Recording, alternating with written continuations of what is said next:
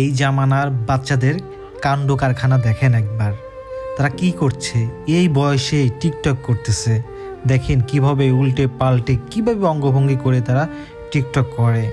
আসলে তারা কোন ক্লাসে পড়ে? সর্বোচ্চ 1 থেকে 2-তে এই বয়সে তারা টিকটকে আসক্ত। তাহলে এদের ভবিষ্যৎটা কি একবার ভাবেন তো।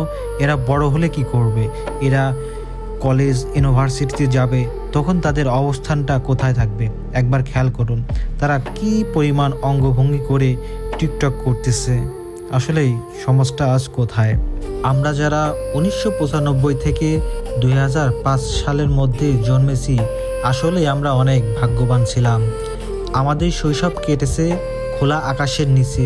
বিকেল হলেই শুরু হতো গাদন খেলা, কানামাছি, বন্ধুদের সঙ্গে হইচই, হাসি আর দৌড়াদৌড়ি।